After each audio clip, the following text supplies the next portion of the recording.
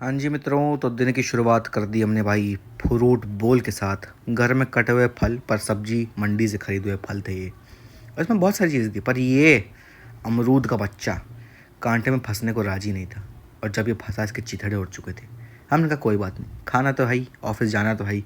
तो जल्दी जल्दी मुंह में डाला और चबाने लगे भाई कि यार कैब मिस हो जाती तो हम ऑफिस नहीं पहुंच पाते और हमारे टीएल साहब हमें गोली मार देते। फिर मिला हमें चीला खाने को, और इसको भी हमने जल्दी से मुंह में डाला और चबा लिया। टेस्ट काफ़ी मज़ेदार था, इसलिए हम खो गए इसमें। टाइम हुआ, क्या भाई, निकल लिए। फिर देखा कमरे की बत्ती तो जल रही है, तो इसलिए हमने कहा कि इसको बंद कर देते हैं। हमने कमरे की बत्ती बंद करी, मुस्कुराते हुए निकल गए बाहर की तरफ। काम ख़त्म करने के बाद ऑफिस में हम गए डिनर करने। मैं घर से लाया था वही सेम चीला, और ये भाई साहब भी थे, पर आज इनके दांतों में दर्द था। बहुत तकलीफ़ में था ये मेरा दोस्त, लेकिन कोई बात नहीं, हमें तो खाना खाना ही है। तो माइक्रोवेव में कर लिया खाना गर्म और परोस लिया हमने ये चीला।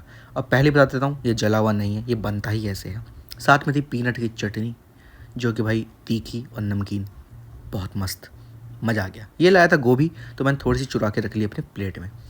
और यहाँ पे तीनों लड़ रहे थे खाने के लिए कि हम फर्स्ट हम फर्स्ट, और भैया किसी को नहीं दिया। रात में मिली बर्फ़ी मीठे में, जिसको हम मुंह में दबा के चुपचाप चल दिए भाई बाहर वॉकिंग करने। और इसलिए चुपचाप निकले ताकि कल की तरह हमारी बर्फ़ी कोई चुरा ना ले। बाद में हमें मिले सोविक भाई साहब, जो अपना खाना खाने आए थे। हमने कहा हम भी खिला दो, हमने भी खा लिया इनके साथ बैठे बैठे। और जाते हुए दिखी ये दीदी हमें, जो कि किसी के लॉकर में सामान चुरा रही थी, तो मैंने पकड़ लिया। फिर ये पीठ दिखा के भागने वाली थी, पर आगे तो दीवार थी, तो उसने कहा मैं पीछे बैठ के पोज ही क्यों ना दे दूँ, कि एटलीस्ट चोर लगूंगी तो अच्छी तो लगूंगी। और भाई राखी जैसे आने ही वाली है, तो हमने इनका गठबंधन करा दिया। भाई बहन का रिश्ता सदा बना रहे, मेरी तो यही दुआ है।